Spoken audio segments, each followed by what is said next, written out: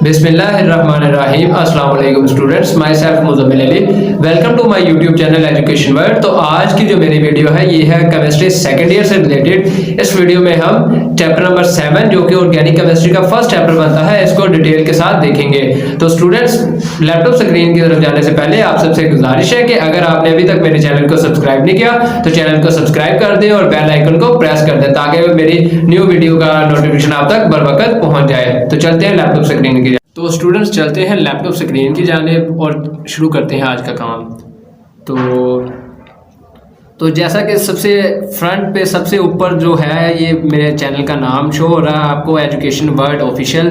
जो हमारा सब्जेक्ट है वो है केमिस्ट्री और second year chemistry chapter number 7 है जो जिसका नाम क्या है, fundamental principles of organic chemistry. Students ये बहुत ही ज़्यादा इंपॉर्टेंट चैप्टर है हर एक यूनिवर्सिटीज़ के टेस्ट के हिसाब से, क्योंकि इस चैप्टर में से आपको 2 से 3 MCQs लाजमी पूछे जाते हैं।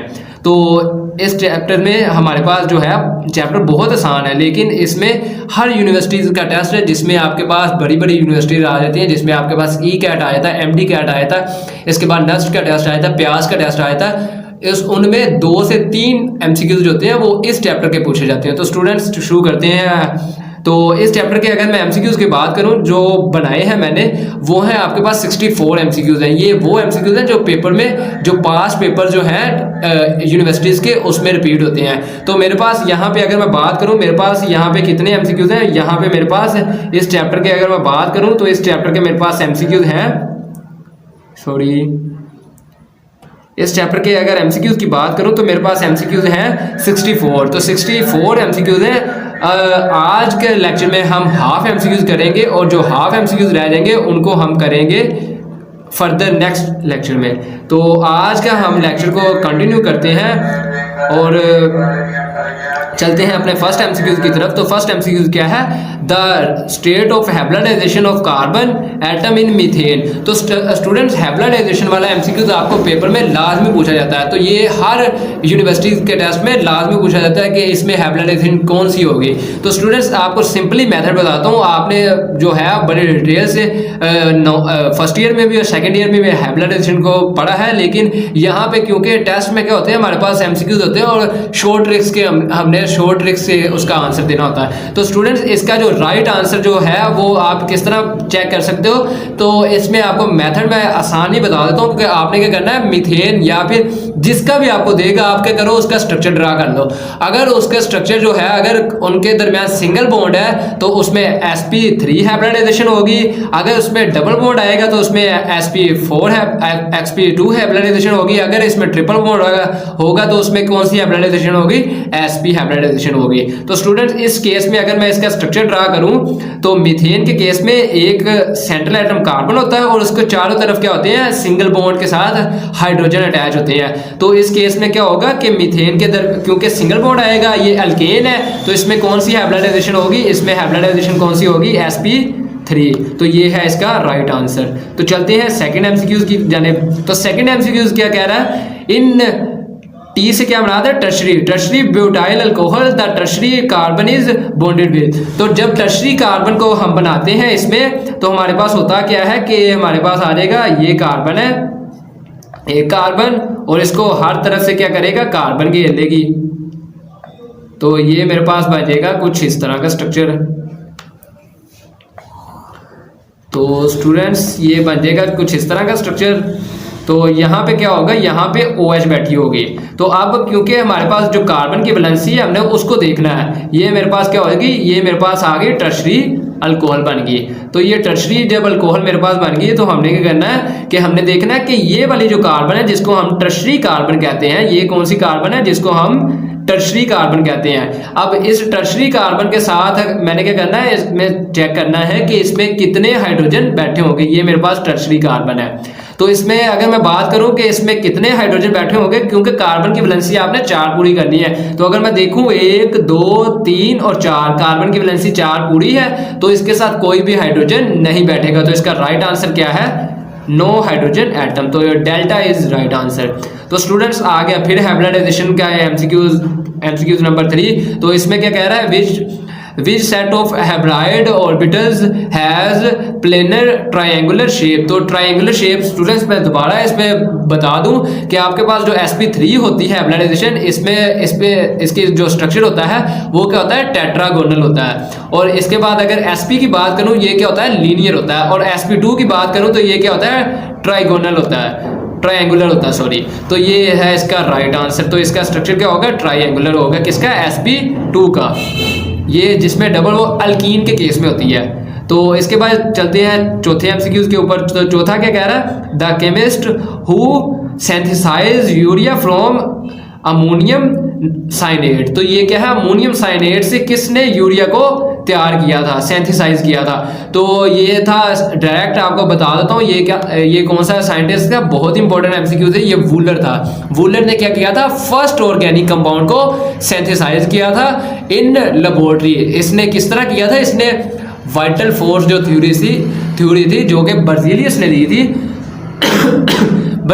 दी थी उसके मुताबिक उसने क्या बोला था, उसने बोला था कि हम ऑर्गेनिक कंपाउंड को लेबोरेटरी में तैयार नहीं कर सकते। तो इसने क्या किया था, वूलर ने फर्स्ट ऑर्गेनिक कंपाउंड जो कि यूरिया था उसको तैयार करके दिखाया था। किस तरह तैयार किया था, इसने अमोनियम साइनेट लिया था। वो क्या होता है, ये जो वेस्ट होता है काउज बफेलो वगैरह का जो वेस्ट होता है उसको लेके उसको गर्म किया था और गर्म करके क्या किया था, यूरिया तैयार किया था। तो अमोनियम साइनेट का जो फॉर्मूला होता है ये क्या होता है, CnO। तो इसका अगर मैं फॉर्मूला बताऊं तो आपके पास क्या है, NH। तो स्टूडेंट्स ये इसका फॉर्मूला क्या है, NH4 और साथ में क्या साइनो ग्रुप है CN और आपके पास क्या आएगा, आपके पास आ जाएगा N और आपके पास क्या आएगा O। इसको क्या किया था, ये है वेस्ट बुफेलोज और काउ वगैरह का, इसको क्या किया था, हीटअप किया था, इसको हीटअप किया था in the presence of high temperature. तो हुआ क्या था, ये हीट का सिंबल है। तो हुआ क्या था कि यहाँ से हमारे पास यूरिया तैयार हुए थे। यूरिया का फॉर्मूला क्या होता है,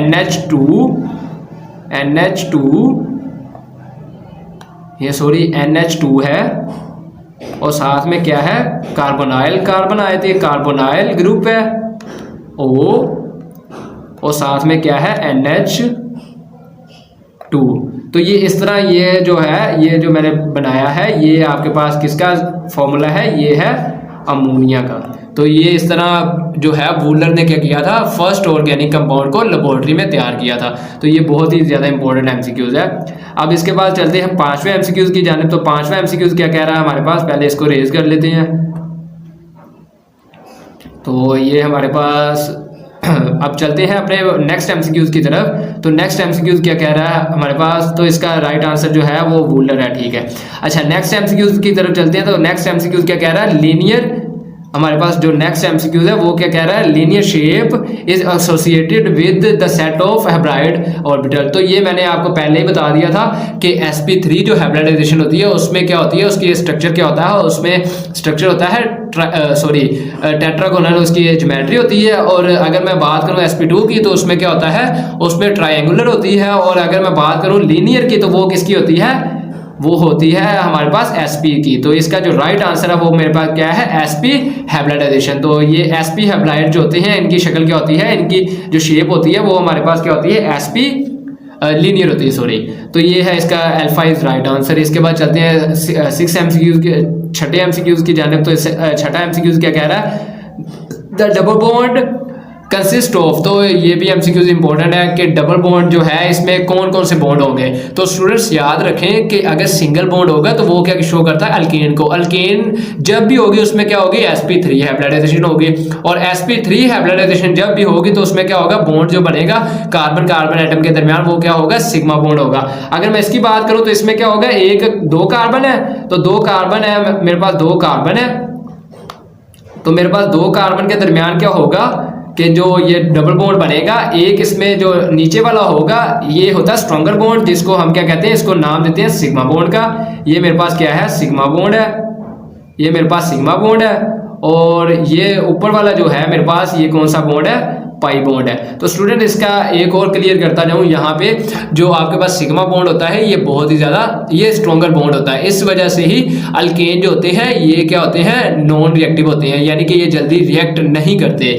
और अगर मैं बात करूं पाई बॉन्ड, जो पाई बॉन्ड होता है ये क्या होता है, वीकर बॉन्ड होता है। इस वजह से जो अल्कीन है वो बहुत ही ज़्यादा रिएक्टिव है। तो इसका जो राइट आंसर है मेरे पास क्या है कि एक इसमें क्या है, सिग्मा बॉन्ड है, और एक इसमें क्या है, पाई बॉन्ड है। तो इसका जो बीटा आंसर है वो है राइट आंसर। तो चलते हैं अपने नेक्स्ट एमसीक्यूज की जानब। तो नेक्स्ट एमसीक्यूज क्या कह रहा है, 7वां जो एमसीक्यूज है ये क्या कह रहा है, ether show the phenomena of. तो ईथर जो है वो कौन सा फिनोमिना को शो करते हैं, इसमें हमने चेक करना है कि ईथर में कौन सी हमारे पास यहाँ पे आइसोमरिज्म है। तो स्टूडेंट्स बहुत ही आसान है कि आइसोमरिज्म किस तरह हमने चेक करनी है।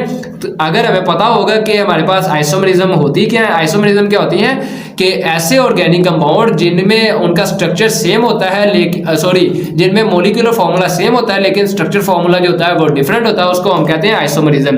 तो हमारे पास जो पोजीशन आइसोमरिज्म होती है इसमें क्या होता है, जो पोजीशन आइसोमरिज्म होती है इसमें हमारे पास क्या आ जाता है, हमारे पास पोजीशन आइसोमरिज्म में हमारे पास जो पोजीशन आइसोमरिज्म है इसमें हमारे पास क्या होगा कि इसमें हमारे पास जो पोजीशन होती है इसमें जो है हमारे पास फंक्शनल ग्रुप जो होता है वो सेम फंक्शनल ग्रुप होता है लेकिन उसमें डिफरेंट पोजीशन होती है।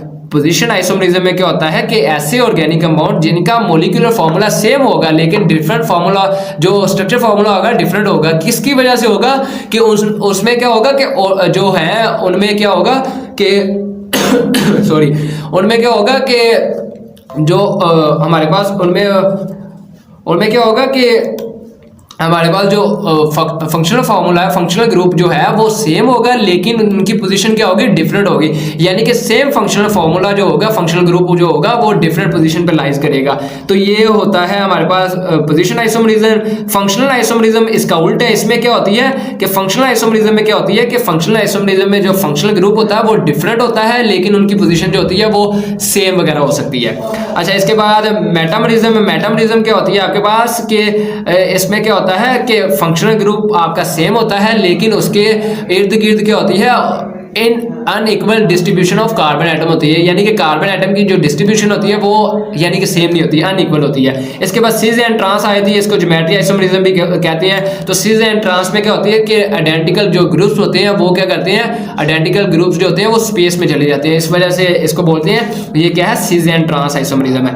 तो ईथर जो होते हैं ये बहुत ही ज्यादा इंपॉर्टेंट एमसीक्यूज है कि ईथर कौन सा फिनोमिना शो करता है। तो ईथर आपके पास कौन सा फिनोमिना शो करता है, ईथर हमारे पास, क्योंकि ईथर जो है उनका क्या रहेगा, उनका जो है फंक्शनल फार्मूला सेम रहेगा, फंक्शनल ग्रुप सेम रहेगा लेकिन उनमें क्या होगा कि उनका जो है मेरे पास फंक्शनल ग्रुप सेम रहेगा लेकिन उनकी पोजीशन क्या होगी, डिफरेंट हो जाएगी। अब ईथर का जो फॉर्मूला होता है, इसका जो जनरल ग्रुप होता है वो क्या होता है कि सेंटर में O और इसकी दोनों साइड पे क्या होती है, अल्काइल की चेन। तो ये मेरे पास होता है इसका फंक्शनल फॉर्मूला R की चेन। तो ये मेरे पास आ जाएगा इसका, ये आ जाएगा मेरे पास फंक्शनल ग्रुप फॉर्मूला इसका। तो ये है इसका फंक्शनल फॉर्मूला। तो इसका जो राइट आंसर है वो मेरे पास क्या है कि ईथर कौन सा फिनोमिना शो करते हैं, ये पोजीशन आइसोमरिज्म शो करते हैं। तो ये है इसका राइट आंसर। तो चलते हैं नेक्स्ट एमसीक्यूज की जानिब। तो नेक्स्ट एमसीक्यूज में क्या कह रहा है आपको, नेक्स्ट एमसीक्यूज कह रहा है आपके पास जो है कि select the following of the select from sorry, मेरी ज़रा तबीयत थोड़ी सी ख़राब है, इस वजह से बार बार कफ आ रही है। तो स्टूडेंट्स इसके लिए मैं माजरत करता हूँ। तो इसमें जो 8वां एमसीक्यूज है ये हमारे पास क्या है, select from the following of the one is the alcohol. हमने क्या करना है, अल्कोहल का फंक्शन ग्रुप हमें अगर पता होगा कि अल्कोहल का फंक्शन ग्रुप क्या होता है तो हम उसको सिंपली जज कर लेंगे। तो अल्कोहल का फंक्शन ग्रुप जो होता है वो मेरे पास क्या होता है, अल्काइल की चेन, और मेरे पास क्या होता है, OH। तो जो फर्स्ट आंसर है जो अल्फा है इसका राइट आंसर है। अगर दूसरे की बात करूँ ये मेरे पास ईथर ग्रुप है, अगर तीसरे की बात करूँ ये कार्बोनाइल ग्रुप है, उसके साथ OH है यानी कि ये क्या है, कार्बोक्सिलिक एसिड है। अगर मैं चौथे की बात करूँ तो ये मेरे पास क्या है, अल्काइल की चेन और साथ में ब्रोमाइड है यानी कि ये अल्काइल हैलाइड है। तो इसके बाद चलते हैं 9वें एमसीक्यूज के ऊपर। तो ये मेरे पास क्या है, वाइटर फोर्स थ्योरी जो रिजेक्ट किसने की थी ये मैंने आपको बता दिया। ये किसने की थी, वुलर ने की थी। किस तरह की थी कि वाइटर फोर्स थ्योरी बर्जीलियस ने दी थी, वो क्या कहता था कि हम ऑर्गेनिक कंपाउंड को लेबोरेटरी में बना नहीं सकते। तो इसने क्या किया था, फर्स्ट ऑर्गेनिक कंपाउंड जो कि यूरिया था इसको बनाया था लेबोरेटरी में। तो इसके बाद हमारे पास जो है 10वां एमसीक्यू ये क्या कह रहा है, we have become depend from the our foods medicine and the cloth which compound. तो ये क्या होते हैं, ऑर्गेनिक कंपाउंड जो होते हैं, इनसे हम क्या करते हैं, ये हम यूज़ करते हैं हमारे डेली प्रोडक्ट्स में। लाइक इसमें हम क्लॉथ वगैरह जो होता है ये आपका नायलॉन वगैरह का बना होता है। इसके अलावा अगर मैं फूड की बात करूँ तो ये सारे क्या होते हैं, ऑर्गेनिक कंपाउंड होते हैं। इसी तरह जो मेडिसिन है ये भी क्या होती है, ऑर्गेनिक कंपाउंड्स होते हैं। तो इसके बाद जो 11वां एमसीक्यू है ये मेरे पास है नेचुरल गैसेज। नेचुरल गैस क्या होती है, मिक्सचर ऑफ कार्बोहाइड्रेट्स होती है और इसमें मीथेन भी होती है, यानी कि इसका क्या है, Charlie answer is right answer. तो इसमें क्या होता है, लोअर हाइड्रोकार्बन होते हैं। जो आपके पास सीएनजी होती है ये क्या होती है, कंप्रेस्ड नेचुरल गैस। ये मैंने क्यों यहाँ पे बताया कि सीएनजी क्या होती है, कंप्रेस्ड नेचुरल गैस, ये इसलिए बताया कि ये भी एमसीक्यू पूछा जाता है। तो स्टूडेंट इसके बाद जो है 12वां एमसीक्यू ये क्या है, in Pakistan the natural gas is use. तो पाकिस्तान में जो नेचुरल गैस है इसको पावर स्टेशन में भी यूज़ किया जाता है, सीमेंट वगैरह इंडस्ट्रीज वगैरह में भी यूज़ किया जाता है। इसके अलावा हमारे पास फ्यूल इंडस्ट्री, फ्यूल डोमेस्टिक वगैरह में भी यूज़ किया जाता है। तो ये मेरे पास जो है ऑल ऑफ दीज, ये मेरे पास क्या है, डेल्टा इज राइट आंसर। तो इसके बाद हमारे पास जो 13वां एमसीक्यू है, 13वां एमसीक्यू क्या कह रहा है, मेरे पास 13वां एमसीक्यू कह रहा है at which temperature coal is heated in the observe of air for converting in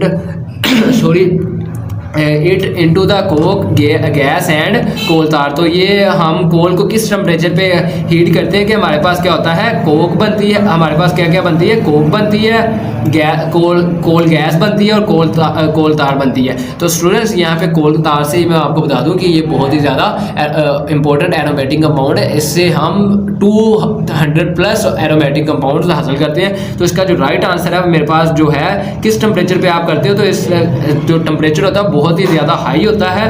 और इसमें जो टेम्परेचर अबाउट जो होता है वो आपके अबाउट होता है टेम्परेचर आपका डेल्टा जो राइट आंसर है। इसमें टेम्परेचर जो होता है वो 1000 to 3000 तक इसको हम क्या करते हैं, हीट अप करते हैं। तो students delta is right answer. इसके बाद मेरे पास आ जाते हैं 14वां एमसीक्यूज। तो 14वां एमसीक्यूज है cracking of petroleum is taken. तो स्टूडेंट्स इसमें सबसे पहले मैं आपको बता दूं कि क्रैकिंग होती क्या है। क्रैकिंग क्या होती है कि हम हायर जो बड़े सारे ऑर्गेनिक कंपाउंड होते हैं, जिसमें आपके पास इंपॉर्टेंट ये है कि हम गैसोलीन जो पेट्रोल है हम इसको यूज़ करते हैं। तो स्टूडेंट्स होता क्या है कि हमारे पास जो कैरोसिन है, कैरोसिन ऑयल क्या है, इसकी हमारे पास जो कंजप्शन है वो कम है, कि जो कैरोसिन ऑयल है इसको हम कम यूज़ करते हैं।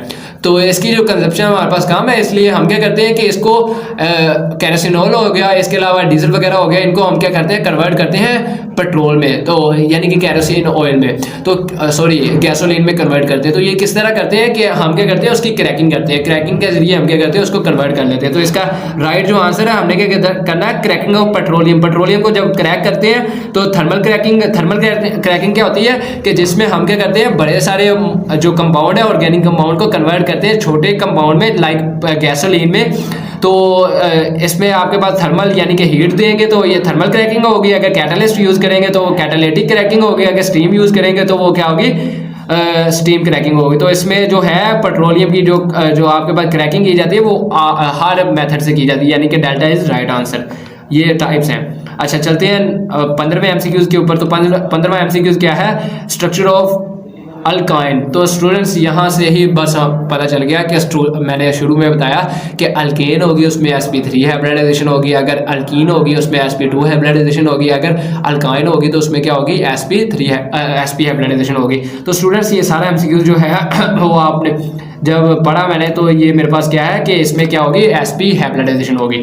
तो इसके बाद जो है 16वां एमसीक्यूज़। तो 16वां एमसीक्यूज़ मेरे पास है मेटामरिज्म अराइज ड्यू टू। तो मैंने ये पहले बता दिया कि मेटामरिज्म क्या है, आइसोमरिज्म की टाइप है, जिसमें हम क्या करते हैं कि हमारे पास जो फंक्शनल ग्रुप होता है उसके दोनों साइड पे क्या होती है, unequal distribution of carbon atom होते हैं। यानी कि कार्बन एटम की जो क्वांटिटी होती है वो क्या होती है, यानी कि उसको प्रॉपर डिस्ट्रीब्यूट नहीं किया होता, अनइक्वल होती है, यानी कि इक्वल नहीं होती। तो इसका जो राइट आंसर है वो मेरे पास क्या है, बेटा राइट आंसर है। तो इसके बाद चलते हैं 17वें एमसीक्यूज़ के ऊपर। तो 17वां एमसीक्यूज़ क्या कह रहा है, cis and trans isomerism isomerism is also called. तो मैंने आपको बताया था सिस एंड आइसो जो है सिस एंड ट्रांस आइसोमरिज्म है, ये क्या शो करती है, ये ज्योमेट्री आइसोमरिज्म शो करती है।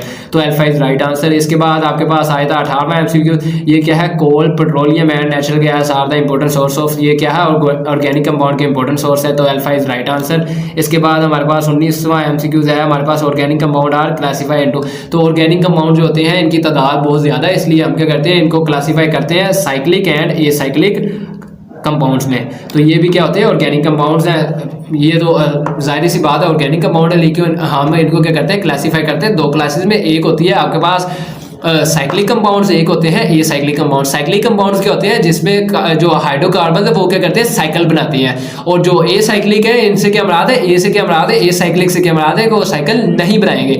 तो हमारे पास क्या है कि जो हमारे पास ए साइक्लिक कंपाउंड्स है वो क्या करते हैं, साइकिल नहीं बनाते हैं, वो क्या करते हैं, या तो स्ट्रेट चेन में होते हैं या तो ब्रांच चेन में होते हैं। तो इसका जो राइट आंसर है मेरे पास क्या है, मेरे पास अल्फा राइट आंसर है। अगर मैं बात करूं साइक्लिक की, तो साइक्लिक को फर्दर हम डिवाइड करते हैं दो कैटेगरीज में, एक आई थी होमोसाइक्लिक, एक आए थे हेट्रोसाइक्लिक। इसके बाद जो होमोसाइक्लिक है इसको भी फर्दर दो क्लासेस में डिवाइड करते हैं, जिसको हम कहते हैं बहुत ही इंपॉर्टेंट, जो कि हमारे पास आया था एरोमेटिक कंपाउंड और एलिसाइक्लिक कंपाउंड। तो इसका जो राइट आंसर है वो अल्फा है। इसके बाद rate of reaction of most organic compounds are. तो रेट ऑफ रिएक्शन जो ऑर्गेनिक कंपाउंड्स का सबसे पहले हमें पता होना चाहिए कि ऑर्गेनिक कंपाउंड्स जो होते हैं उनमें कौन सा बॉन्ड पाया जाता है। तो इनमें क्या होता है, कोवलेंट बॉन्ड होता है। तो कोवलेंट बॉन्ड का जो रिएक्शन होता है वो क्या होता है, स्लो होता है। तो कोवलेंट जो कंपाउंड जिसमें भी होगा, कोवलेंट बॉन्ड जिसमें भी होगा, उनका रेट क्या होता है, स्लो होता है। रिएक्शन का रेट यानी कि उनके रिएक्शन करने की स्पीड जो होती है वो कम होती है। तो इसका राइट आंसर क्या है, अल्फा इज राइट आंसर। इसके बाद हमारे पास है 21 एमसीक्यूज क्या है, coal is produce after the long time decay of. तो ये जब आप वुड को लॉन्ग टाइम के लिए डिके करते हो तो होता क्या है कि इसके ऊपर बहुत ही ज़्यादा जब प्रेशर लगता है ज़मीन का, इसके अलावा बहुत ही ज़्यादा जब टेम्परेचर इसको मिलता है तो वो क्या होती है, कन्वर्ट हो जाती है हमारे पास कोल में। तो इसके बाद हमारे पास चलते हैं 22 एमसीक्यूज के ऊपर। तो ये हमारे पास है ether functional group can be represent as. तो ईथर ग्रुप मैंने आपको शुरू में बताया था कि ईथर ग्रुप कौन सा होता है, जिसमें दोनों तरफ अल्काइल की चेन होती है और सेंटर में क्या होता है, ओ बैठा होता है। तो ये मेरे पास सी इसका राइट आंसर है। पहला ग्रुप अगर मैं बात करूँ तो ये अल्कोहलिक ग्रुप है, दूसरे की अगर बात करूँ ये कार्बोनाइल ग्रुप है, और सॉरी ये कार्बोक्सिलिक एसिड है, सॉरी नहीं ये मेरे पास क्या है, कीटोनिक ग्रुप है, क्योंकि कार्बोनाइल ग्रुप है और उसके दोनों साइड पे क्या है, अल्काइल की चेन है। तो ये कीटोनिक ग्रुप है और ये मेरे पास कार्बोक्सिलिक एसिड है, जो कि कार्बोक्सिलिक ग्रुप इसको कहते हैं।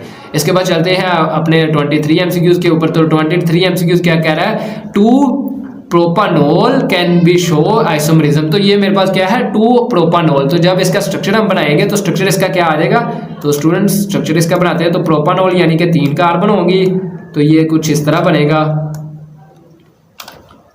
तो इसमें होगा क्या कि ये मेरे पास आ जाएगा। अब दूसरी कार्बन के पे आपने क्या करना है कि दूसरी कार्बन पे चाहे ऊपर की तरफ चाहे नीचे की तरफ हमने क्या करनी है, ब्रांच बिठानी है OH की। तो ये स्टूडेंट्स अब जब भी इस तरह का ईथर का आ जाए या अल्कोहल वगैरह का आ जाए इस तरह, तो ये कौन सी आइसोमरिज्म शो करते हैं, तो ये आइसोमरिज्म कौन सी शो करते हैं, तो ये मैंने पहले भी बताया था कि इसमें फंक्शनल ग्रुप क्या है, सेम है, लेकिन पोजीशन क्या हो रही है, डिफरेंट हो रही है, जिसकी वजह से ये क्या शो करेंगे, ये फंक्शनल ग्रुप आइसोमरिज्म शो करेंगे। अगर इसमें फंक्शनल ग्रुप चेंज हो जाएगा तो वो क्या होती है, पोजीशन आइसोमरिज्म होती है। तो इसका राइट आंसर जो मेरे पास यहाँ पे है वो मेरे पास क्या है, मेरे पास राइट आंसर जो है मेरे पास वो क्या है, बीटा राइट आंसर है। तो इसके बाद चलते हैं 24 एमसीक्यूज के ऊपर। तो ये मेरे पास है इन sp3 हाइब्रिडाइजेशन ज्योमेट्री हमने बतानी। तो स्टूडेंट्स ये मैंने बार बार बता रहा हूँ कि sp3 जो होती है उसकी ज्योमेट्री का होती है टेट्राहेड्रॉन होती है। अगर मैं sp2 की बात करूँ तो वो ट्रायंगुलर होती है, और अगर sp की बात करूँ तो वो क्या होती है, लीनियर होती है। तो इसका जो राइट आंसर है वो क्या है, टेट्राहेड्रॉन सॉरी। तो ये मेरे पास इसका जो राइट आंसर वो क्या है, टेट्राहेड्रॉन इसकी ज्योमेट्री sp3 की। तो इसके बाद चलते हैं 25 एमसीक्यूज के ऊपर। तो ये है only sigma bond are present in. तो ये मैंने बताया कि आपके पास सिग्मा बॉन्ड किस में होगा, जिसमें कार्बन कार्बन एटम के दरमियान सिंगल बॉन्ड होगा। तो हमारे पास यहाँ पे अगर मैं बात करूँ सिंगल बॉन्ड की, तो मेरे पास पहला है प्रोपीन में कार्बन कार्बन एटम के दरमियान डबल बॉन्ड होता है। तो इसमें एक सिग्मा बॉन्ड एक पाई बॉन्ड होता है। इसके बाद अगर मैं बात करूँ ब्यूटानोइक एसिड की, ब्यूटानोइक एसिड में क्या होती है, कार्बोनाइल ग्रुप होता है, उसमें भी कार्बन और ऑक्सीजन के दरमियान डबल बॉन्ड होता है। तो ये इसमें भी पाई बॉन्ड आ जाएगा। इसके बाद अगर ब्यूटानॉल की बात करें, ब्यूटानॉल क्या है कि Al क्या शो कर रहा है, एल्डिहाइड ग्रुप है इसमें। तो इसमें भी क्या होगा कि कार्बन और ऑक्सीजन के दरमियान डबल बॉन्ड आ जाएगा, तो इसमें भी पाई बॉन्ड आएगा। अगर मैं बात करूं ब्यूटेन क्या है, कार्बन एटम के दरमियान सिंगल बॉन्ड। तो जब सिंगल बॉन्ड की आप बात करोगे तो इसमें क्या होगा, इसमें आ जाएगा सिग्मा बॉन्ड आ जाएगा। तो स्टूडेंट्स इसका जो राइट आंसर है वो है हमारे पास डेल्टा। अगर मैं चेक करूं दोबारा, आप इसको चेक कर ले, इसमें ओनली लिखा, ओनली वन नहीं लिखा। आप स्टूडेंट्स क्या करते हैं, वो चेक करते हैं कि वन किस में है, तो वन इन सब में आपके पास सिग्मा बॉन्ड है, लेकिन ओनली किस में है, सिर्फ ब्यूटेन में। तो इसका राइट आंसर क्या है, ब्यूटेन है। इसके बाद जो हमारे पास 26 MCQ जो है वो क्या है, इन अल्काइन, ये दोबारा फिर MCQ आ गया कि अल्काइन में कौन सी हाइब्रिडाइजेशन है। तो ये मैंने आपको बताया था, दोबारा रिपीट कर देता हूँ। तो इसमें क्या है, अल्काइन में कौन सी हाइब्रिडाइजेशन होती है, अल्काइन में sp हाइब्रिडाइजेशन होती है। अगर मैं अल्केन की बात करूँ उसमें कौन सी हाइब्रिडाइजेशन होती है, अल्केन में sp3 हाइब्रिडाइजेशन होती है। अगर मैं बात करूँ अल्कीन की तो उसमें कौन सी होती है, sp2 हाइब्रिडाइजेशन। तो सिंपली है, आपने जज करना है कि इसमें बॉन्ड कितने हैं। अगर आप बॉन्ड को जज कर लोगे देन आप उसका सही आंसर दे दोगे।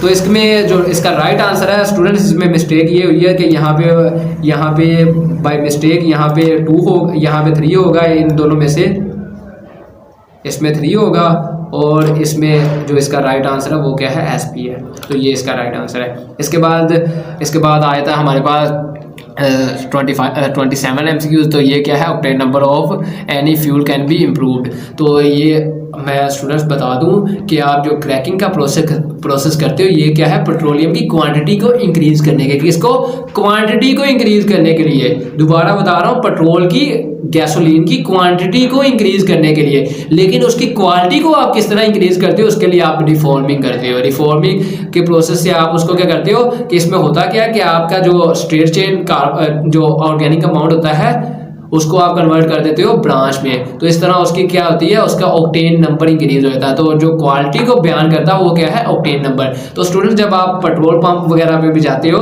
पेट्रोल स्टेशन वगैरह पे भी जाते हो, तो उसमें जब आप वहाँ पे जाके वहाँ पे हो ना, मुख्तलिफ तरह के आपके पास फ्यूल होते हैं। लाइक इसमें अगर मैं डीजल वगैरह की भी बात करूं तो उसमें भी आपके पास जब आप जाएंगे तो उसमें भी आपको बोलेगा कि आपके पास 2 से 3 तरह के फ्यूल होते हैं। अगर मैं डीजल की ही बात करूं तो उसमें एक डीजल इस तरह का होता है जिसमें क्या होता है कि उसका ऑक्टेन नंबर हाई होता है और उसका रेट भी ज़्यादा होता है, क्यों, उसकी क्वालिटी अच्छी होती है। तो इसका राइट आंसर क्या है, रिफॉर्मिंग। तो इसके बाद जो है 28 MCQ की बात करूं तो वो क्या है, द फ्यूल हैविंग 40% हमारे पास एन हेप्टेन है और 60% आइसो ऑक्टेन है। तो जो आइसो ऑक्टेन यानी कि मैंने आपको बताया जो ब्रांच होती है, जो आइसो ऑक्टेन है वो क्या करती है, शो करती है उसकी ऑक्टेन नंबर को। तो जो उसका जितनी उसमें क्या होगी परसेंटेज होगी आइसो कंपाउंड की, आइसो ऑक्टेन की, वो क्या होगी उसकी रियल उसका ऑक्टेन नंबर होगा। तो इसमें कितनी है, इसमें इसका कितना है, इसमें क्या है 60% है। तो 60% क्योंकि आइसो ऑक्टेन है तो इसका राइट आंसर क्या है, 60% बेटा राइट आंसर है। तो स्टूडेंट्स जो ऑक्टेन नंबर है, ये दोबारा बता रहा हूँ, ऑक्टेन नंबर क्या होता है, ऑक्टेन नंबर होता है जो कि फ्यूल की क्वालिटी को बताता है कि अगर फ्यूल आपका अच्छा है इसका मतलब क्या है कि उसका ऑक्टेन नंबर ज़्यादा है। अगर फ्यूल आपका घटिया किस्म का है तो उसमें क्या है कि उसका ऑक्टेन नंबर क्या होगा, लोअर होगा, कम होगा।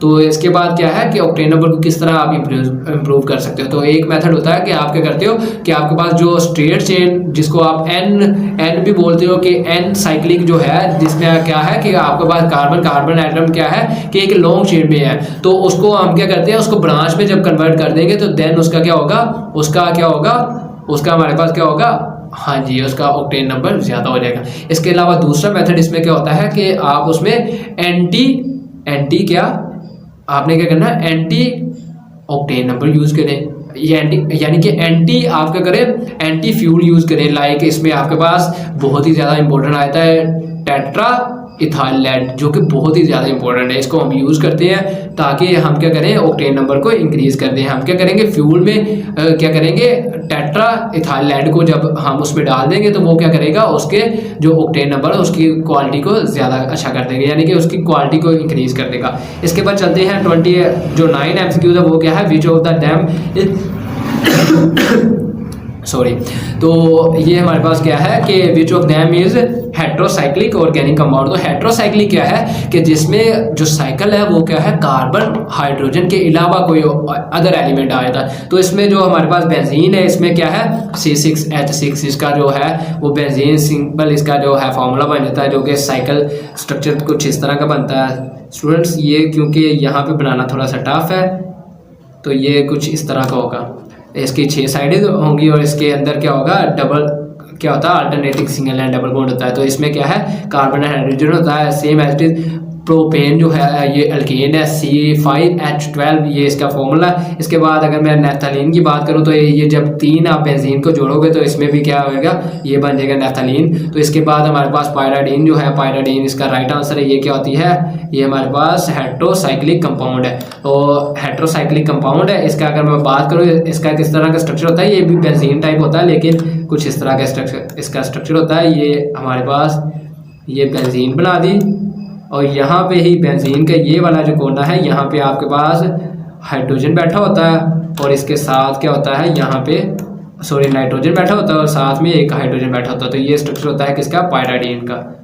तो ये है इसका ये क्या है हेट्रोसाइक्लिक कंपाउंड है। तो स्टूडेंट्स आज का जो 30 MCQs की अगर मैं बात करूँ तो 30 MCQs मेरे पास क्या है which one is the mixture of 215 organic compound. तो ये मैंने आपको बताया था जो कोरताल होती है कोरताल है ये बहुत ही ज़्यादा इंपॉर्टेंट है। क्यों इंपॉर्टेंट है इससे हम क्या करते हैं एरोमेटिक कंपाउंड्स को तैयार करते हैं। तो ये हमारे पास जो इसका राइट आंसर है वो क्या है C इज राइट आंसर यानी कि 40 का राइट आंसर है कि कोरताल से हम क्या करते हैं मिक्सचर होता है डिफरेंट ऑर्गेनिक कंपाउंड जिसमें हम क्या कहते हैं एरोमेटिक कंपाउंड। एरोमेटिक कंपाउंड्स क्या होते हैं जिनमें बेंजीन रिंग होती है अरोमा की खुशबू देते हैं। अच्छा इसके बाद हमारे पास आया था 31 MCQs ये क्या है octane number is the percentage of. Octane number मैंने आपको बताया किसकी परसेंटेज होती है कि उसमें क्या होगी मैक्सिमम क्या हो ब्रांचेज हो। तो जिस तरह मैक्सिमम ब्रांचेज होंगी तो होगा क्या उसका ऑक्टेन नंबर उतना ही ज़्यादा होगा। तो इसका राइट आंसर जो मेरे पास है वो मेरे पास डेल्टा। डेल्टा क्या है 2,4 ट्राई मिथाइल पेंटेन। तो ये क्या है हमारे पास इसका राइट आंसर है। इसका अगर ऑक्टेन नंबर की बात करूँ ये बहुत ही ज़्यादा इंपॉर्टेंट है। इसका ऑक्टेन नंबर क्या होता है आपके पास पूरा 100 होता है। इसका ऑक्टेन नंबर क्या होता है पूरा 100 होता है। हम करते क्या है कि एन हेप्टेन को कन्वर्ट करते हैं आइसो हेप्टेन में। आइसो कौन सी हेप्टेन 2,2,4 ट्राई पेंटेन इसके बाद क्या आ जाता है ट्राई मिथाइल पेंटेन। तो इससे हम क्या करते हैं उसको कन्वर्ट कर देते हैं इस पे। तो ये है हमारे पास इसका राइट आंसर क्या है D। तो इसका मैं दोबारा बता दूं इसका ऑक्टेन नंबर क्या होता है इसका ऑक्टेन नंबर 100 होता है। अच्छा इसके बाद फिर वही आ गया ऑक्टेन नंबर आप गैसोलीन का किस तरह इंक्रीज कर सकते हो। तो ये मैंने आपको बताया था टेट्रा इथाइल लेड को हम यूज़ करते हैं एंटी फ्यूल के। तो स्टूडेंट्स आज के जो है हाफ MCQs हमने कर लिए हैं। तो जो फर्दर जो हाफ MCQs हैं ये इंशाल्लाह हम नेक्स्ट लेक्चर में करेंगे। तो स्टूडेंट्स अगर आपको वीडियो अच्छी लगी हो तो वीडियो को लाइक करें। आपके सामने मेरी तबीयत इतनी ज़्यादा ख़राब थी लेकिन फिर भी स्टूडेंट्स के लिए वीडियो लाना लाजमी था क्योंकि उनके एंट्री टेस्ट करीब है यूनिवर्सिटी में। जब भी आपने कोई भी फील्ड में आपने जाना है तो उसके लिए टेस्ट आपका लाजमी है किसी भी यूनिवर्सिटी में हो। तो स्टूडेंट्स हमारी जो टीम है जिसमें मैं मुनीब और हमारे पास जो शहरियार सर हैं वो क्या है वो बहुत ही ज़्यादा फ्यूचर के बारे में स्टूडेंट्स के फ्यूचर के बारे में फिक्र है उनको। तो इसलिए हमने क्या सोचा था कि जल्दी से जल्दी स्टूडेंट्स को वीडियोस प्रोवाइड करें ताकि वो इसको वॉच करें और क्या करें मैक्सिमम नंबर्स ले सकें। और क्योंकि उनका फ्यूचर जो है यूनिवर्सिटी क्या है यूनिवर्सिटी लाइफ फ्यूचर है। अगर यूनिवर्सिटी में एडमिशन मिल जाता है तो फिर क्या है कि फ्यूचर अच्छा हो जाएगा। तो इसके लिए आपके सामने आई मेरी इतनी ज़्यादा तबीयत ख़राब थी बार बार कफ आ रही थी और आज की जो लेक्चर है ये आपके सामने था कि बहुत ही ज़्यादा मुझे मुश्किल हो रही थी लेकिन फिर भी क्योंकि लेक्चर डिलीवर करना लाजमी था इसलिए वीडियो लाना लाजमी थी इसलिए मैं आज आपके सामने वीडियो लेकर आया हूँ। तो स्टूडेंट्स आपके सामने तबीयत को देखते हुए या आपके लिए बनता है कि वीडियो को लाजमी आप लाइक करें। वीडियो अगर अच्छी लगी हो तो वीडियो को लाजमी लाइक करें। वीडियो को लाइक करें कमेंट करें शेयर करें और अगर आपने सब्सक्राइब नहीं किया तो चैनल को सब्सक्राइब करें और अपनी दुआओं में याद रखें। आज के लिए अल्लाह हाफिज़।